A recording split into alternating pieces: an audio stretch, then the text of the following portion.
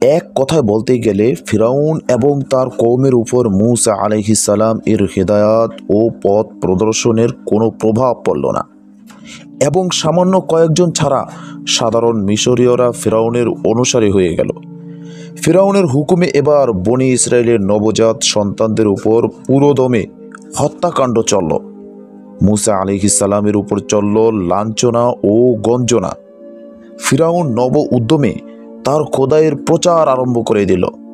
তখন মূসা আলাইহিস সালামকে ওহির মাধ্যমে জানিয়ে দেয়া হলো, তুমি ফিরাউনকে বলো, যদি তোমার আচরণ এই থাকে তাহলে শীঘ্রই তোমার উপর আল্লাহর আযাব গজব অবতীর্ণ হবে। যখন সে মূসার এই সতর্ক বাণীও গ্রাহ্য করল না, তখন একটার পর একটা আল্লাহর আযাব নাজিল হতে থাকল।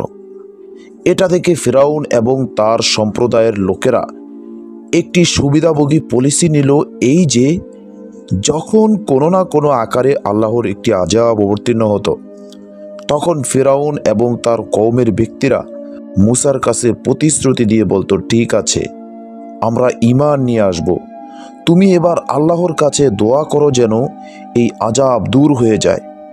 এরপর যখন আযাব চলে যেত, তখন তারা পুনরায় আল্লাহর অবাধ্যতা আরম্ভ করে দিত। এরপর অন্য আকারে যখন পুনরায় আরেকটি আরম্ভ অবতীর্ণ হতো, তখন তারা বলতো, ঠিক আছে, আমরা এবার বনি ইসরায়েলকে স্বাধীনতা দিয়ে তোমাদের সাথে পাঠিয়ে দেব, এবার দোয়া করো যেন এই আযাবও কেটে যায়। মূসার দোয়ায় যখন আযাব কেটে যেত, তখন তারা পুনরায় তাদের দুষ্কর্ম আরম্ভ করে দিত। এভাবে আল্লাহর পক্ষ থেকে বিভিন্ন নিদর্শন প্রকাশিত হয়। ফিরাউন এবং তার কওমকে বারংবার আত্মসংশোধনের সুযোগ দেওয়া হয়। শেষ পর্যন্ত এই সুযোগকে যখন তারা ক্রমান্বয়ে ঠাট্টা মশকরার বস্তুতে পরিণত করল, তখন আল্লাহ তাআলা তাদের উপর চূড়ান্ত আযাব অবতীর্ণ করলেন। ফিরাউন এবং তার পরিষদবর্গ পানিতে ডুবে মারা গেল। আল্লাহর নিদর্শনাদির ব্যাখ্যা। আল্লাহ তাআলা হযরত মূসা আলাইহিস সালামকে অনেক নিদর্শন প্রদান করেন, যার বর্ণনা বাকারা, আরাফ, নামল, কাসাস, ইসরা, তোয়াহা, জুখরুফ, মুমিন, কামার এবং আন-নাজিআত সূরা সমূহে করা হয়েছে। সূরা ইসরায় আছে, তুমি বনি ইসরায়েলকে জিজ্ঞেস করে দেখো, আমি মূসাকে 9টি সুস্পষ্ট নিদর্শন দিয়েছিলাম। যখন সে তাদের কাছে আগমন করেছিল, ফিরাউন তাকে বলেছিল, হে মূসা, আমি তো মনে করি তুমি জাদুগ্রস্ত। মূসা বলেছিল, তুমি অবশ্যই জ্ঞাত আছো, এসব সুস্পষ্ট নিদর্শন আকাশমণ্ডলী ও পৃথিবীরই অবতীর্ণ করেছেন প্রত্যক্ষ প্রমাণস্বরূপ। হে ফিরাউন, আমি তো দেখছি তুমি ধ্বংস হয়ে গেছ। সূরা বনী ইসরাইল আয়াত নম্বর 101 ও 102। সূরা তোয়াহা, নামল, জুখরুফ এবং আন-নাজিয়াতের সংখ্যার বর্ণনা না করে শুধু নিদর্শনাদি বলা হয়েছে। এরপর কোথাও বলা হয়েছে সুস্পষ্ট নিদর্শনাদি, কোথাও বলা হয়েছে বিরাট নিদর্শন, আবার কোথাও শুধু বলা হয়েছে আমার নিদর্শনাদি। এই সংক্ষিপ্ত ও বিস্তারিত বর্ণনা ছাড়াও উল্লেখিত সব সূরাই ভিন্ন ভিন্নভাবে নিদর্শনাদির বর্ণনা রয়েছে। যদি এসবকে একত্রিত করা যায়, তবে নিদর্শনাদির তালিকা দাঁড়াবে নিম্নরূপ: লাঠি, শুভ্রহস্ত, দুর্ভিক্ষ, ফলের ক্ষতি, ঝড়, পঙ্গপাল, উকুন, ভেক, রক্ত, সমুদ্র বিদীর্ণ হওয়া, মান্না ও সালওয়া, মেঘের ছায়াদান, পাথর থেকে প্রসবন নির্গত হওয়া, পাহাড়কে উপড়িয়ে মাথার উপর তুলে ধরা এবং তাওরাত অবতীর্ণ হওয়া। উপরোক্ত নিদর্শনগুলোর মধ্যে কোনো 9টি আয়াত বা নব নিদর্শন অবশিষ্ট আয়াত সমূহই ব্যাখ্যা বাকি। কাজী বাইজাবি এবং আরও কয়েকজন মুফাসসিরের মতে সূরা ইসরায় যে 9টি নিদর্শনের বর্ণনা করা হয়েছে, তা দ্বারা ওইসব নিদর্শনকে বোঝায় না যা ফিরাউন এবং তার কওমের উপর তিরস্কার, শাস্তি বা উপদেশ স্বরূপ প্রেরণা করা হয়েছিল, বরং এর দ্বারা ওইসব হুকুমকে বোঝায় যা নীলনদ অতিক্রম করার পর বনি ইসরায়েলকে দেয়া হয়েছিল। তারা তাদের এই মতের সমর্থনে হযরত সাফওয়ান বিন আসালের ওই হাদিসটি উপস্থাপন করেছেন, যাতে বলা হয়েছে একদা দুজন ইয়াহুদি আপোষে পরামর্শ করল যে তারা রাসূলুল্লাহ সাল্লাল্লাহু আলাইহি ওয়াসাল্লাম এর নবুয়ত দাবির সত্যতা পরীক্ষা করবে। তারা রাসূলুল্লাহ সাল্লাল্লাহু আলাইহি ওয়াসাল্লামের কাছে গিয়ে বলল, মুসাকে যে 9টি নিদর্শন দেওয়া হয়েছিল আপনি তার সুব্যাখ্যা দিন। রাসূলুল্লাহ সাল্লাল্লাহু আলাইহি ওয়াসাল্লাম উত্তরে বললেন, এই 9টি নিদর্শন হচ্ছে আল্লাহর 9টি হুকুম, যেমন শিরক না করা, ব্যভিচার না করা, অন্যায়ভাবে কাউকে হত্যা না করা, চুরি না করা, জাদু না করা, ক্ষমতায় টিকে থাকার জন্য নিরপরাধ ইনসানকে হত্যা না করা, সুদ না খাওয়া, নির্দোষ মানবের দুর্নাম রটানো এবং যুদ্ধক্ষেত্র থেকে পলায়ন না করা। আর হে ইহুদিগণ, তোমাদের জন্য এই বিশেষ হুকুম, তোমরা শনিবারের সাপ্তাহিক পর্বদিনের বিরোধিতা অমান্য করবে না। কিন্তু মুফাসসিরদের উপরোক্ত ব্যাখ্যা সঠিক নয়, কেননা সূরা ইসরায় 9টি নিদর্শন বর্ণনা করার সাথে সাথে ফিরাউন এবং হযরত মূসা আলাইহিস সালাম এর মোকাবিলার কথাও বর্ণনা করা হয়েছে। ফিরাউন ওইসব নিদর্শন দেখে বলেছে, হে মূসা, এসব তো তোমার জাদুর খেলা। আর হযরত মূসা আলাইহিস সালাম বলেছে, হে ফিরাউন, এসব অস্বীকার করে নিজের ধ্বংস ডেকে আনছ। এমত অবস্থায় 9 নিদর্শনের অর্থ 9 হুকুম কি করে হতে পারে? কেননা স্বয়ং এই মুফাসসিরদের মতে এই 9 হুকুম ফিরাউনের ডুবে যাওয়ার পর অবতীর্ণ হয়েছিল। তাছাড়া পবিত্র কোরআনের আলোচ্য আয়াতসমূহের নিদর্শনের সংখ্যা 9 বলা হয়েছে, অথচ সাফওয়ানের উল্লিখিত হাদিসের আহকামের সংখ্যা বলা হয়েছে 10। অতএব 10কে 9 বলা যায় কিভাবে? তাছাড়া সূরা নামলে 9 নিদর্শনের উল্লেখ করতে গিয়ে উজ্জ্বল হস্ত কে 9ম নিদর্শন বলে বর্ণনা করা হয়েছে, এবং এ কথাও পরিষ্কারভাবে বর্ণনা করা হয়েছে ফিরাউন এবং ফিরাউনের কওমের উপদেশ গ্রহণের জন্য ওই সব নিদর্শন পাঠানো হয়েছিল। এবং তোমার হাত তোমার বগলে রাখো, তা বের হয়ে আসবে নির্মূল উজ্জ্বল হয়ে।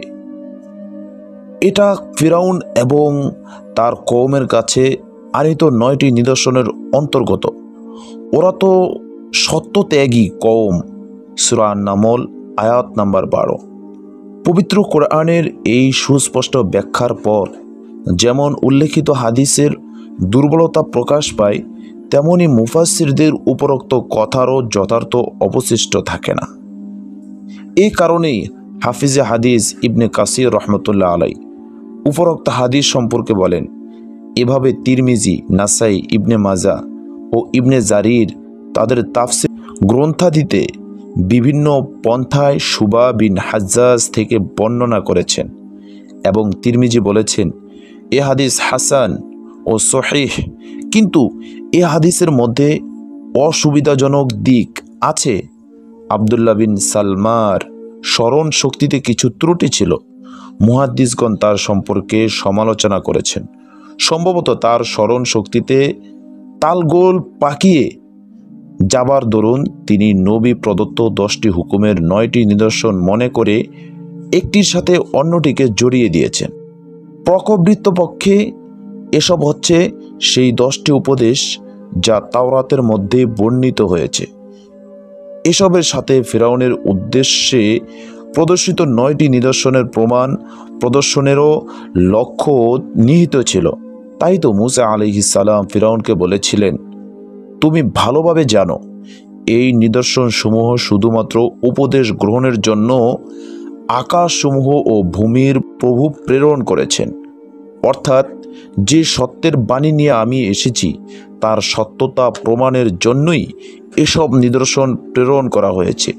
আর আমি, হে ফিরাউন, তোমাকে ধ্বংসপ্রাপ্তই দেখছি।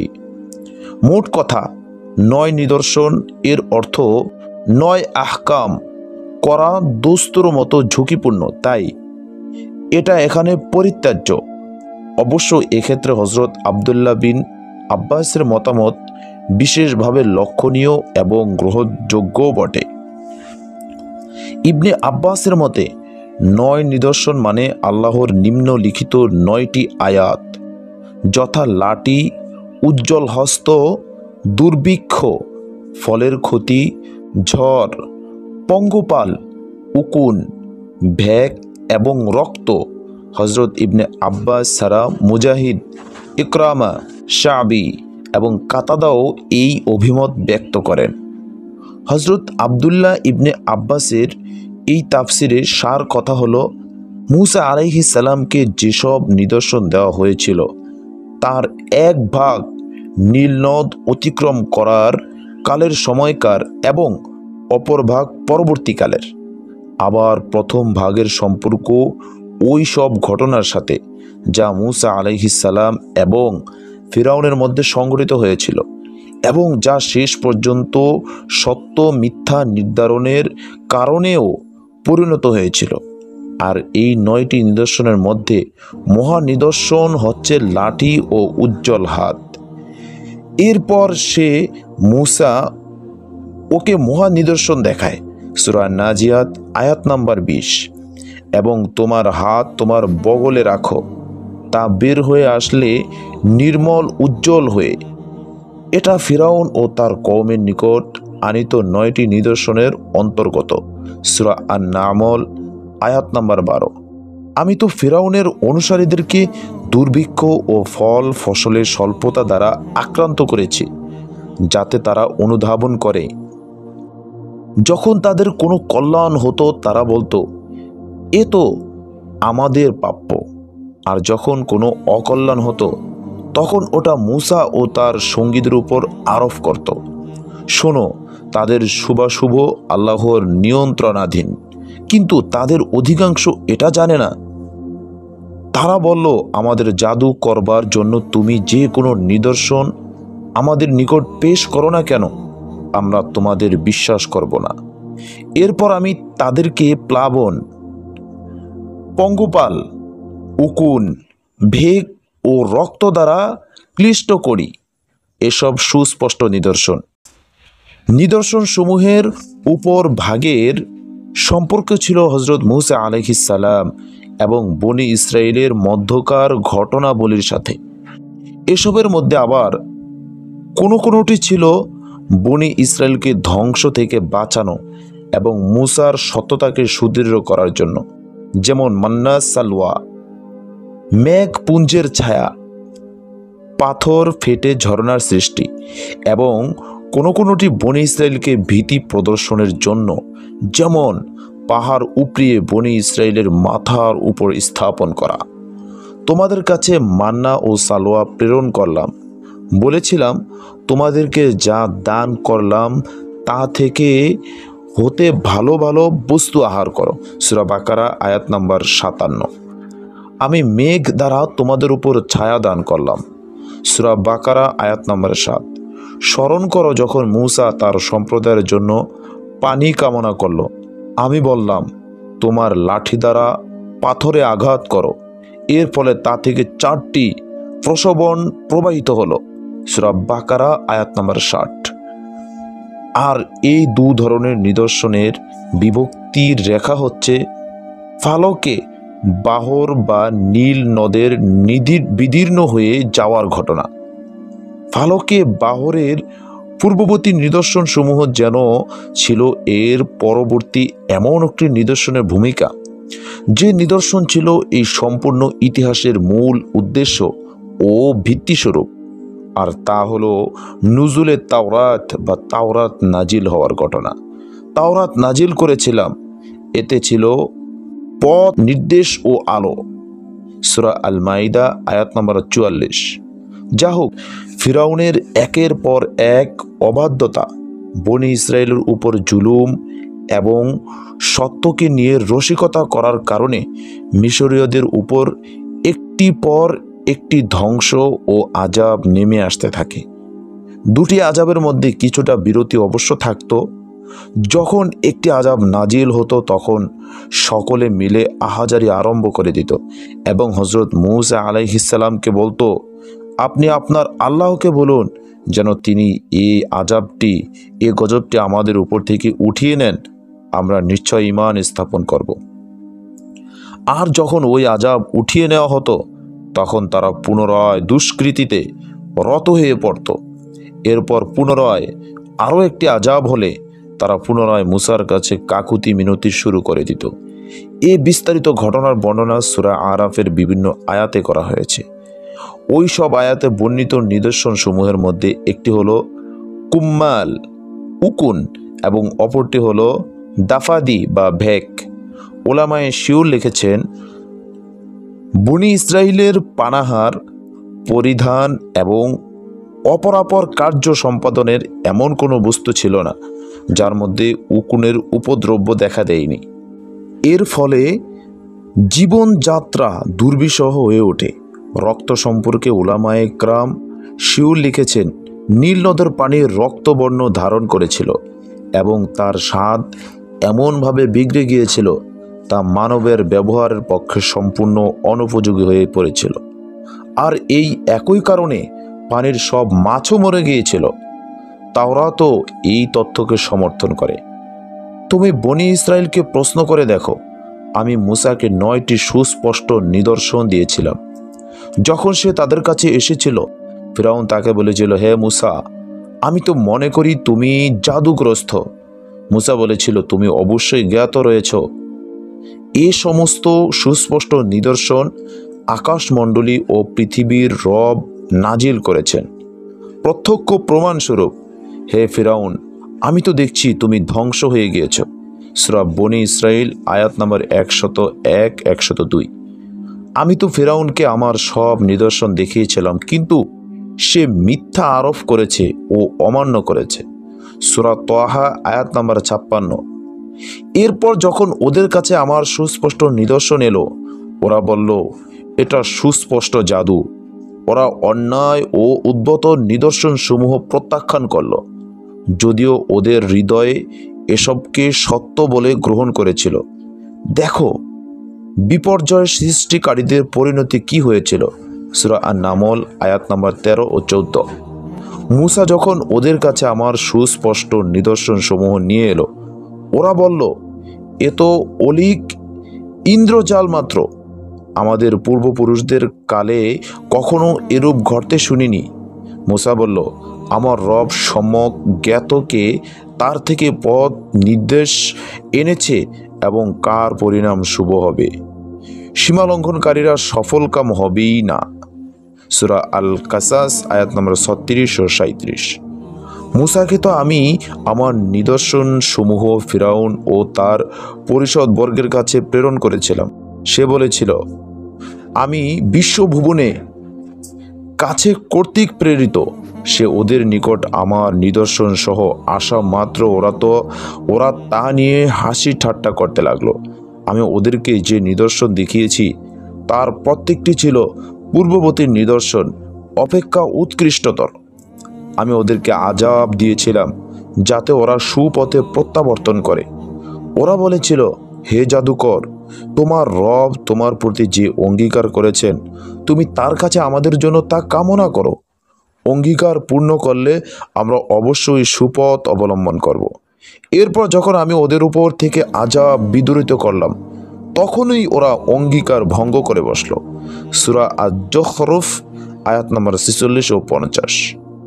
এরপর সে ওকে ফিরআউনকে মহা নিদর্শন দেখায়, কিন্তু সে তার প্রতি মিথ্যা আরোপ করল এবং বিদ্রোহাচরণ করল। সূরা আন-নাজিয়াত আয়াত নম্বর 20 ও 21।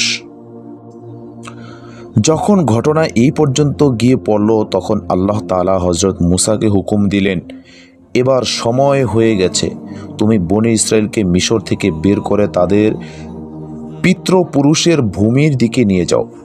তখন মিশর থেকে ফিলিস্তিন বা কেনানে যাওয়ার দুটি পথ ছিল। একটি শুষ্ক পথ এবং তা ছিল কাছাকাছি, অপরটি লোহিত সাগরের পথ, অর্থাৎ লোহিত সাগর পাড়ি দিয়ে সুর ও সিনা প্রান্তরের পথ, এবং তা ছিল দূরবর্তী। কিন্তু আল্লাহ তাআলার ইচ্ছা ছিল এ বনী ইসরায়েলেরা শুষ্ক পথ ছেড়ে দূরবর্তী পথ দিয়েই গমন করুক এবং লোহিত সাগর পাড়ি দিয়ে গন্তব্যস্থানে পৌঁছুক। ঘটনা সংঘটিত হওয়ার পর বোঝা গেল এই পথকে আল্লাহ তাআলা পছন্দ করেছিলেন, এজন্য যে শুষ্ক পথ দিয়ে গেলে ফিরআউন এবং তার বাহিনীর সাথে মুখোমুখি সংঘর্ষ ছিল অনিবার্য। কেননা পশ্চাদ্ধাবন করে তারা বনী ইসরায়েলের একেবারে কাছে পৌঁছে গিয়েছিল। যদি সমুদ্র বিদীর্ণ হওয়ার মুজিজার সামনে না আসতো, তবে ফিরআউন বনী ইসরায়েলকে মিশর ফিরিয়ে নিয়ে যেতে সক্ষম হতো। আর যেহেতু যুগ যুগের দাসত্ব বনী ইসরায়েলকে ভীরু এবং কাপুরুষে পরিণত করেছিল, তাই ওরা কোনো মতেই ফিরআউনের সাথে মুখোমুখি যুদ্ধ করার সাহস পেত না। তাওরাত থেকেও এর ব্যাখ্যার সমর্থন মিলে। যেমন, আর যখন ফিরআউন তাদেরকে চলে যাবার অনুমতি দিল, তখন খুবাবন্দ তাদেরকে ফিলিস্তিনদের সড়ক দিয়ে নিয়ে গেলেন না, যদিও ওই সড়ক ছিল কাছাকাছি, সংক্ষিপ্ত। কেননা খুদাবন্দ বললেন, এমন যেন না হয় এসব সম্মুখ যুদ্ধ প্রত্যক্ষ করে আক্ষেপ করতে আরম্ভ করে এবং মিশরে পুনরায় ফিরে যায়। বরং খুদাবন্দ মোড় ঘুরিয়ে তাদেরকে লোহিত সাগরের জঙ্গলি সড়ক দিয়ে নিয়ে গেলেন। তাছাড়া এই ঘটনার মাধ্যমে অবাধ্য ফিরআউন এবং তার কওমের অকথ্য জুলুম নির্যাতন থেকে মজলুম বনী ইসরায়েলকে অচিন্তনীয় ও বিস্ময়কর পদ্ধতিতে মুক্ত করার একটি শিক্ষণীয় দৃষ্টান্ত স্থাপনও ছিল আল্লাহ তাআলার উদ্দেশ্য। তাই তিনি দূরবর্তী সড়ককেই পছন্দ করেন। যাই হোক, হযরত মূসা আলাইহিস সালাম ও হারুন আলাইহিস সালাম বনী ইসরায়েলকে নিয়ে রাতারাতি লোহিত সাগরের পথ ধরলেন। না জানি মিশরীয়রা মূল বিষয়টি জেনে ফেলে, তাই রওনা হওয়ার সাথে মিশরীয় স্ত্রীলোকদের সেই অলংকার ও সাজসজ্জাগুলো তারা ফেরত দিয়ে যেতে পারলেন না, যা কোনো একটি উৎসব উপলক্ষে ঋণ করা হয়েছিল। ওদিকে গুপ্তচর ফিরআউনকে খবর দিল বনী ইসরায়েলেরা মিশর থেকে পলায়ন করেছে এবং ইতিমধ্যে শহর থেকে বেরিয়ে পড়েছে। ফিরআউন তখনই একটি শক্তিশালী সেনাবাহিনী নিয়ে রামাসিস থেকে বের হয়ে বনী ইসরায়েলদের পশ্চাদ্ধাবন করল এবং প্রভাত হতে না হতেই তাদের নাগাল পেয়ে গেল। তাওরাতের ভাষ্য অনুযায়ী শিশু এবং গৃহপালিত জন্তু ছাড়াও বনী ইসরায়েলদের সংখ্যা ছিল 4 লাখ। কিন্তু প্রভাত হওয়ার পূর্বেই যখন তারা দেখতে পেল ফিরআউন তাদের মাথার উপর এসে দাঁড়িয়েছে, তখন তারা ভীত সন্ত্রস্ত হয়ে মূসাকে বলতে লাগলো, মিশরে কি কবর ছিল না? তুমি আমাদেরকে এই জঙ্গলে মারার জন্য নিয়ে এসেছ? তুমি এটা কি করলে? মিশর থেকে আমাদের বের করে নিয়ে এসেছ। আমরা কি তোমাকে মিশরে একথা বলিনি? আমাদেরকে এখানেই থাকতে দাও, আমরা মিশরীয়দের সেবা করব। কেননা জঙ্গলে এভাবে মরার চেয়ে মিশরীয়দের সেবা করাই তো শ্রেয়। মূসা আলাইহিস সালাম তাদেরকে সান্ত্বনা দিয়ে বললেন, ভয় করো না, আল্লাহর প্রতিশ্রুতি সত্য, তিনি তোমাদেরকে হেফাজত করবেন এবং তোমরাই শেষ পর্যন্ত সফল কাম হবে। এরপর তিনি করজোরে আল্লাহর দরবারে ফরিয়াদ করতে লাগলেন। তখন ওহীর মাধ্যমে তাকে হুকুম দেওয়া হলো, পানির উপর তোমার লাঠি দ্বারা আঘাত করো, যাতে পানি বিদীর্ণ হয়ে তা থেকে একটি সড়ক বের হয়ে যায়। মূসা আলাইহিস সালাম তাই করলেন। যখন তিনি লোহিত সাগরে শিওর লাঠি দিয়ে আঘাত করলেন, তখন পানি বিদীর্ণ হয়ে দুদিকে দুটি পাহাড় সদৃশ্য দাঁড়িয়ে থাকলো এবং মধ্য দিয়ে একটি সড়ক সৃষ্টি হলো। আর মূসার হুকুমে সকল বনী ইসরায়েল সেই সড়কে নেমে শুষ্ক ভূতল অতিক্রম করার ন্যায় সমুদ্র পাড়ি দিল। ফিরআউন এই অবস্থা লক্ষ্য করে স্বীয় কওমকে সম্বোধন করে বলল, এটা আমারই লীলা খেলা, যাতে তোমরা বনী ইসরায়েলকে ধরে ফেলতে পারো। অতএব তোমরা অগ্রসর হও। ফিরআউন ও তার সমগ্র সৈন্যবাহিনী বনী ইসরায়েলের পিছনে পিছনে ওই সড়কে নেমে পড়ল। কিন্তু আল্লাহর কি কুদরত যে বনী ইসরায়েলের সর্বশেষ ব্যক্তিটি যখন অপর পারে পৌঁছে গেল, তখনই তখনই আল্লাহর হুকুমে সমুদ্রের পানি পূর্ব অবস্থায় ফিরে গেল। এর ফলে ফিরাউন এবং তার সমগ্র বাহিনী মধ্য দরিয়ায় ডুবে মরল। যখন ফিরাউন ডুবেছিল তখন আযাবের মালাইকা তার দৃষ্টি পড়ল। অগত্যা সে চিৎকার দিয়ে বলতে লাগলো, আমি ওই এক আল্লাহর উপর ঈমান আনছি যার উপর বনি ইসরাইলেরা ঈমান এনেছে। আমি নিশ্চয়ই আল্লাহর অনুগত দাসদের একজন। কিন্তু যেহেতু এই ঈমান প্রকৃত ঈমান ছিল না, বরং তা ছিল অতীতের আরও অনেক প্রবঞ্চনার মতো আল্লাহর আযাব থেকে রক্ষা বা হেফাজত পাওয়ার একটা প্রবঞ্চনা মাত্র, তাই আল্লাহ তাআলার পক্ষ থেকে উত্তর এলো, এখন ইতিপূর্বে তো তুমি অমান্য করেছ এবং তুমি অশান্তি সৃষ্টিকারীদের অন্তর্গত ছিলে। সূরা ইউনূস আয়াত নাম্বার 91। অর্থাৎ আল্লাহ তাআলা অধিক ভালোভাবেই জ্ঞাত তুমি মুসলিম আত্মসমর্পণকারী নও, বরং মুফসিদ দুষ্কৃতিকারী। প্রকৃতপক্ষে ফিরাউনের এই ঈমান ও ইয়াকিনের এলান হযরত মূসার এই দোয়ারই ফলশ্রুতি, যার বর্ণনা ইতিপূর্বে করা হয়েছে। ওরা তো মর্মন্তুদ আযাব প্রত্যক্ষ না করা পর্যন্ত ঈমান আনবে না। তিনি বললেন, তোমাদের দুজনের দোয়া গৃহীত হলো। সূরা ইউনূস আয়াত নাম্বার 88 ও 89। তখন ফিরাউনের কাছে আল্লাহর পক্ষ থেকে এই উত্তর এলো, আজ আমি তোমার দেহ চড়া ভূমিতে হেফাজত করব, যাতে তুমি তোমার পরবর্তীদের জন্য নির্দেশ হয়ে থাকো। সূরা ইউনূস আয়াত নাম্বার 92। যদি ইতিপূর্বে উল্লেখিত মিশরীয় উক্তির বিষয়বস্তু সত্য হয়, অর্থাৎ মিনাফতাহ দ্বিতীয় রেমেসিস মূসার সমকালীন ফিরাউন হয়, তবে নিঃসন্দেহে তার মৃতদেহ এখন পর্যন্ত কায়রোর জাদুঘরে সংরক্ষিত আছে। অবশ্য সমুদ্রে বেশ কিছু সময় ডুবে থাকার কারণে তার নাকটি মৎস্য কিংবা কোনো সামুদ্রিক প্রাণী খেয়ে ফেলেছিল এবং তা তার সংরক্ষিত মৃতদেহে এখনও সুস্পষ্ট লক্ষ্য করা যায়। আর যদি সে ওই ফিরাউন না হয়, তবে আয়াতের অর্থ সেও স্থানে ঠিকই আছে, কেননা তাওরাতে সুস্পষ্ট বলা হয়েছে যে বনি ইসরায়েলেরা স্বচক্ষে মিশরীয়দের ডুবে যাওয়ার মৃতদেহ সমূহ সমুদ্রের কিনারে পড়ে থাকতে দেখেছিল এবং ইসরায়েলিরা মিশরীয়দেরকে সমুদ্রের কিনারে মৃত অবস্থায় পড়ে থাকতে দেখে। পবিত্র কুরআন বনি ইসরায়েলদের ফিলিস্তিন অভিমুখে গমন, ফিরাউনের ডুবে মরা এবং বনি ইসরায়েলের পরিত্রাণ হাসিলের ঘটনাসমূহ কিছুটা বিস্তারিতভাবে বর্ণনা করা হয়েছে, যাতে শিক্ষণীয় ও উপদেশমূলক বিষয়াদি রয়েছে। আমি অবশ্যই মূসার প্রতি প্রত্যাদেশ করেছিলাম এই মর্মে, আমার দাসদের নিয়ে রাতের বেলা বেরিয়ে পড়ো এবং ওদের জন্য সমুদ্রের মধ্য দিয়ে এক শুষ্ক পথ নির্মাণ করো। পিছন থেকে এসে তোমাকে ধরে ফেলা হবে এই আশঙ্কা করো না এবং ভয়ও করো না।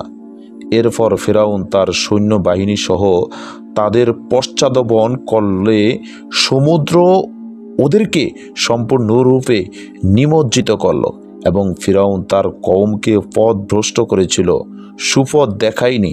সূরা তাহা আয়াত নাম্বার 77 ও 79। আমি মূসার প্রতি প্রত্যাদেশ করেছিলাম এ মর্মে, আমার দাসদের নিয়ে রাতের বেলা বেরিয়ে পড়ো, তোমাদের তো পশ্চাদপন করা হবে। এরপর ফিরাউন শহরে শহরে মানব সংগ্রহকারী পাঠালো।